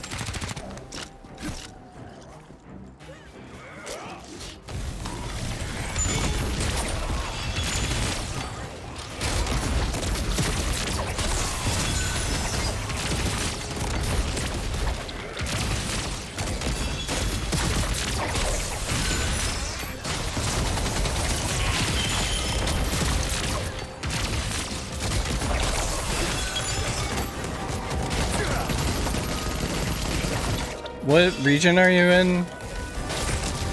The Niru? Are you in NA East? Or are you somewhere else?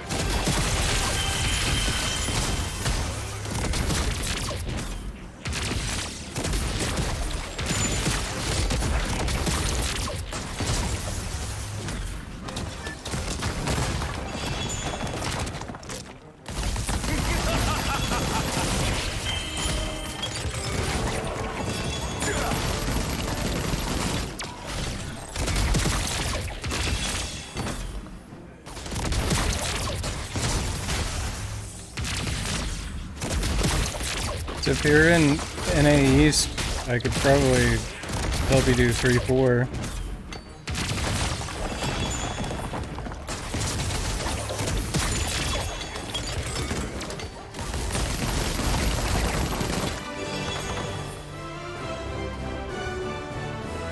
I think I have a 3-4 available. It's like a 3-4 hard, but I could just do a 3-4 normal. I'm probably not gonna do it otherwise.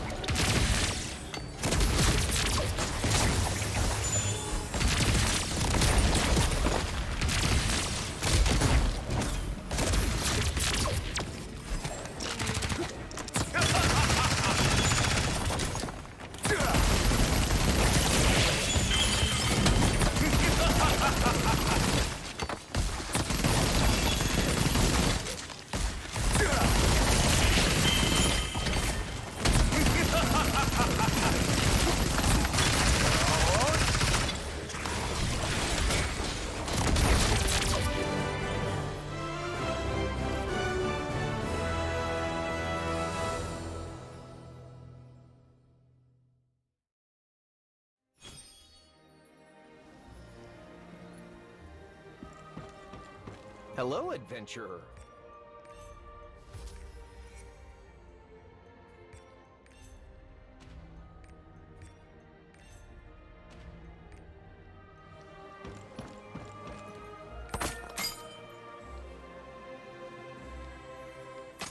That might be worth something.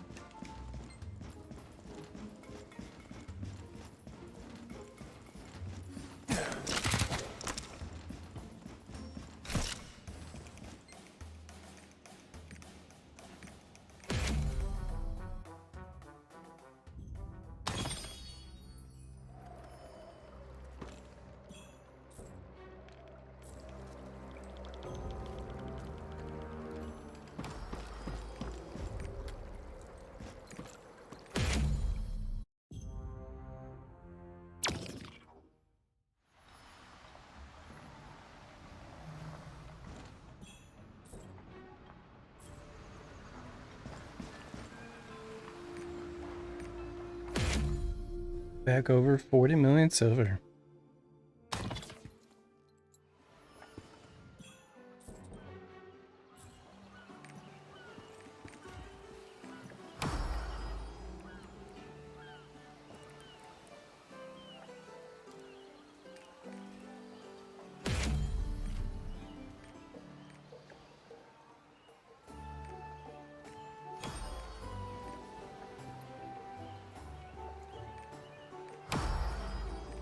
People don't like joining parties with scouters.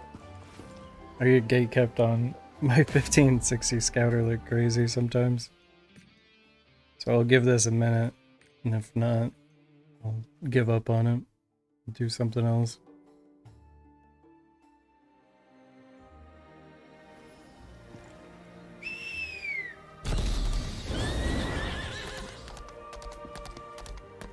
I swear this will improve your life. Like, it's wild to me. Like, I'll get MVP, but I'll still get gated by Talk to people. me if you have any questions. Mats, battles, auctions. I'll tell you all about it. I'm the expert.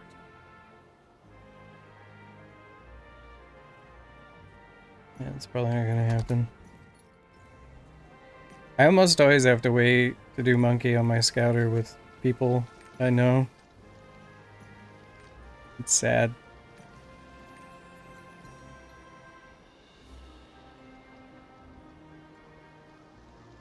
Feel bad for scouter mains.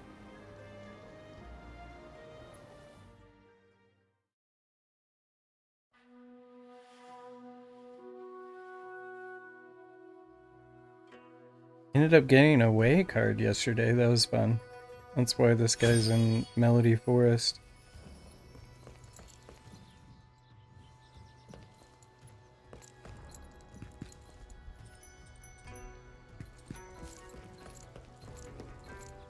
It was nice. I feel like I claims to be a potion merchant, but doesn't have any potions.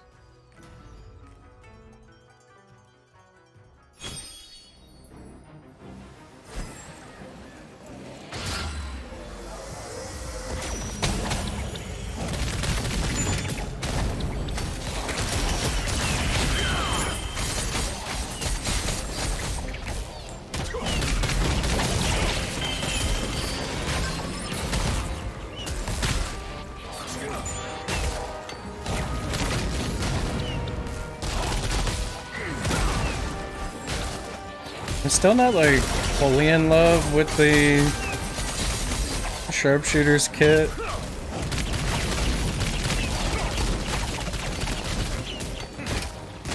Like, I don't like that you gotta get rid of your counter if you want to do more damage. Like, that seems a bit silly to me.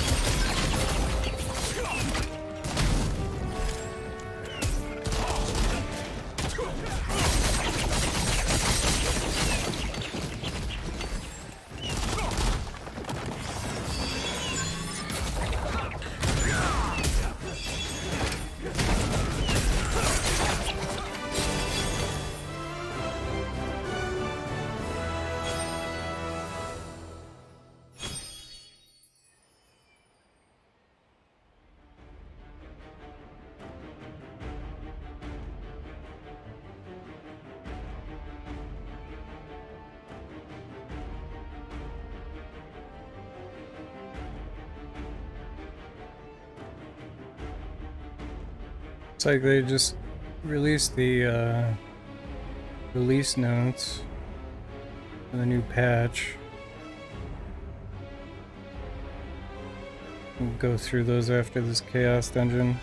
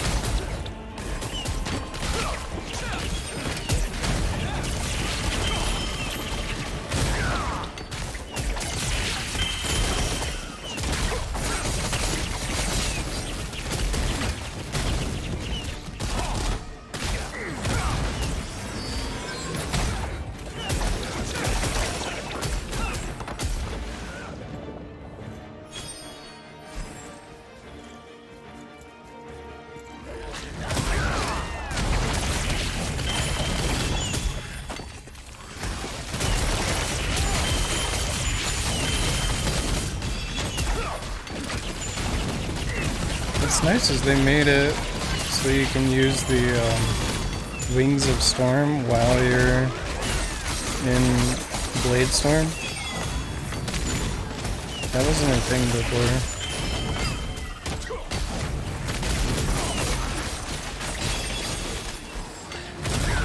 Because you used to have to wait.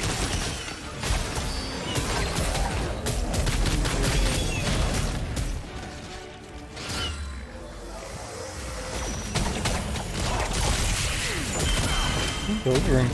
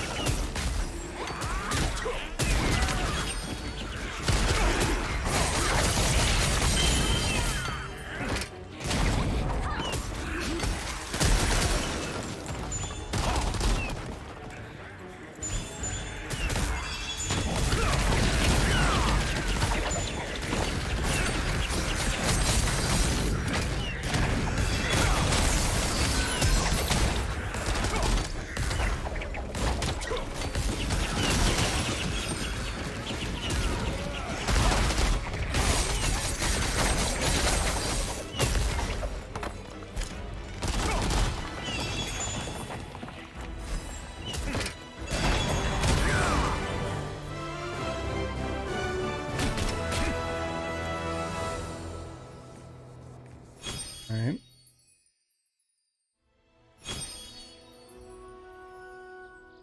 Let's go through these release notes. Just came out today, this afternoon. Exciting. Everybody's excited about it. Talk to everybody. Well determined. Alright. So, Elgacia release notes, June 13th, 2023. Got Nineveh there, doing her thing. Heroes of Arcasia. The June update arrives in Arcasia tomorrow. Downtime will begin on June 13th at 12 a.m. Okay.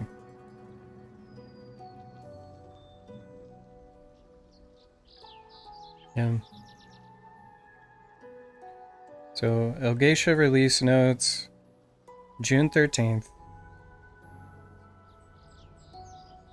Downtime is expected to last 4 hours. Continent of Elgacia arrives complete with a cinematic storyline and a new in-game abyssal dungeon. Bask in the Arcasian sun or slay demons in the new summertime swimsuit cosmetic collection, or turn into a tall glass of beer in the Balthor event raid. Find the full list of content, event skins, and other updates below. Okay, let's do it together. We're doing it. Spotlight Elgacia. So this is what that looks like, I guess. People got antler ears. This guy in the back. Looking menacing. So, new continent, Elgacia. The demon invasion beginning in South Vern, and the Legion commander's powers are growing with the Chaos Gates all over the world, with Kazaros' resurrection nigh due to the dimensional rift. It's time for gates of Elgacia to open. Kadan and Nineveh will lead you to Elgacia, the land of Laziniths. What will happen in the final paradise built by Regulus? Explore Arionor, the city of light built in reverence to the gods. The blessed Hystera Garden and the sacred mountain Palantos in the continent of Elgacia as you uncover the secrets of the Lazinus. They're just making up words like crazy. They're just like, let's get as many made up words in this paragraph as we can. these guys again. The Continent of Elgatia also includes a new field boss, is Raffle, with a recommended item level of 1540. That's wonderful news, because I don't like doing the PvP field boss. Elgatia Adventure Tome includes new emote gift, a new song, the Song of Laziness, and a Wisdom Potion. Wandering Merchant, report NPCs and quests, new collectibles, titled achievement cards and card sets, Elgatia Jukebox songs. Yeah, that's exciting. I like that. And a Elgatia knowledge transfer. Speak to Solar Knight Rahel, an NPC in Vern Castle, to receive... So this is how you get started. We speak to Solar Knight Rahel, an NPC in Vern Castle, to receive the Paradise of Dreamless quest to start exploring Elgatia. The Paradise of Dreamless quest requires reaching item level 1460 and completing the Gate of Paradise Opens quest. And this quest is available in North Vern currently. And you get it from a bird in, like, in the middle of North Vern, kind of. So you get this quest to travel to Iraner, play Song of Heavens once, unlocked while in Arcasia. To travel to Nia Village, use Pillar of Light located next to Albion at Iraner in Elgatia. Okay. Very well. So, K-Angel Lights Sanctuary Abyssal Dungeon. So the Abyssal Dungeon that can be accessed after completing Elgatia's story, face Guardians of Light at Eternal Cradle of Light can be accessed with a world quest, Breaking the Cage, after completing the Elgatia storyline. So you have to make sure that you complete the storyline on each character to do that quest. You can also knowledge transfer, but you would be missing out on all kinds of rewards. I actually have an image of all the rewards. Open it in browser. The rewards look like this.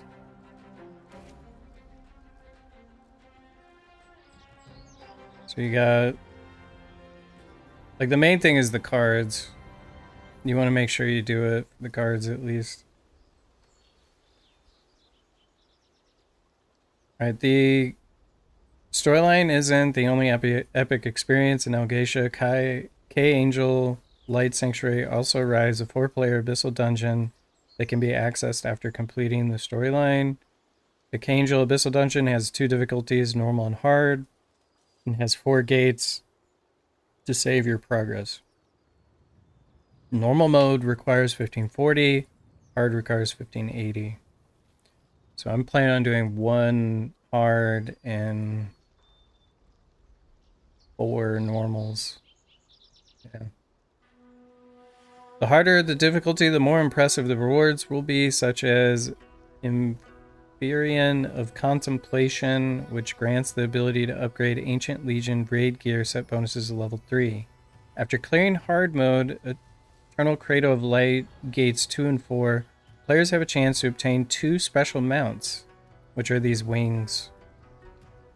2 special mounts, Silent Wings and Forbidden Wings. A new light reflecting mirror NPC was added for players to exchange Light's Trial K-Angel Clear reward for various rewards such as gems, Stone of Chaos, and more. Another key reward are materials that upgrade ability stones to Ancient. More information on this new system can be found in general updates. Okay. The Balthor Raid event. Balthor drank too much beer and is now hopelessly drunk.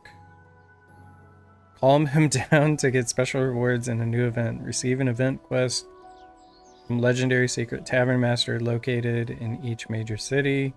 Progress through the quest to unlock a ticket to the Balthor Raid event, which can be completed once per day. at the Great Castle's Tavern. Transform into beer and work with others to calm down Balthor. The raid opens every day at the following server times. Participate to earn tokens that can be spent on event rewards. Event tokens can be earned once per day in the event or by completing Chaos Dungeon Guardian raids. So that's good news. So I'll get all of mine from Chaos Dungeon and Guardian raids. I'll probably do the event once just to see it, and then, yeah. Fortune Spire Part 2. The final 25... I haven't even done the Part 1 yet. I keep forgetting to do it. The final 25 floors of Fortune Spire 26 through 50 have opened with special first-time clear rewards such as a new masterpiece collectible, greater skill point potion, honing materials, and more. Fortune Spire has many rewards for those able to vanquish its challenges. Subsequent characters on player's roster can clear for additional rewards. 1580 for 46 and through 50. Makoko buff. The Makoko buff's limit has been extended and now ends at 1475. Cool. Ability Stone upgrades. Added a system that allows players to upgrade relic ability stones all the way to ancient. Upgrading ability stones increases the vitality of the base effect and the vitality of the facet level bonus. The engraving effect doesn't change and remains the same. There are 4 levels and each level requires different upgrade material and player item level to complete. Materials for upgrading to all 4 levels can be earned in the Angel Abyssal Dungeon. However, the materials for the 4th level Book of Judgment can only be obtained from Angel Hard. Okay. Upgrades take place at the Ability Stone Facility NPC. If all requirements are met, the upgrade can be conducted to a target stage by skipping the stages in between. The quantity of the materials required is cumulative. At the Light Reflecting Mirror NPC, you can exchange upgrade materials into higher level materials. The conversion rates are the following. General updates. New card pack versions have been added. Allows a selection between original legendary packs or new Abyss legendary, which include Demon Legion Commander cards. Oh, cool. The new cards can be obtained from in-game activities and store.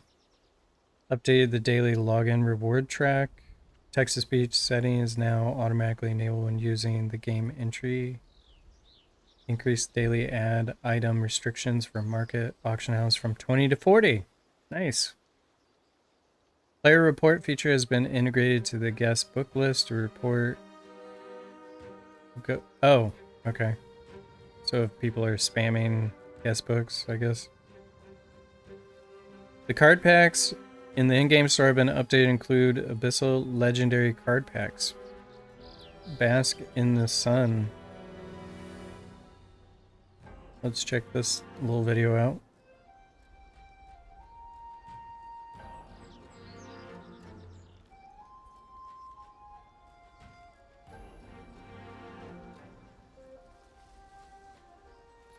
Okay.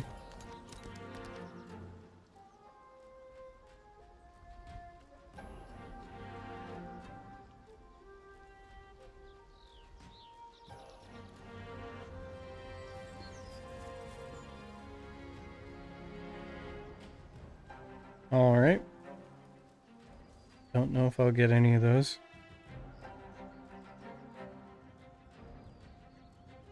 The Windsurfer mount might be interesting. Bug fixes. Fix issue causing duplicate fusion material chests. Fix issue causing UTC label. Fix issue causing the Xena, Mercury, Knight Rider sword hilt. Okay. So I guess that's it. It's gonna be a good patch.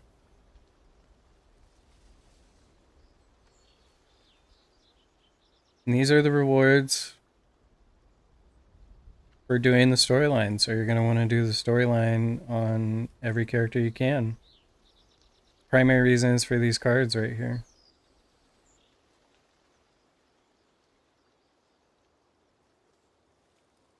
I'm excited. Everybody's excited.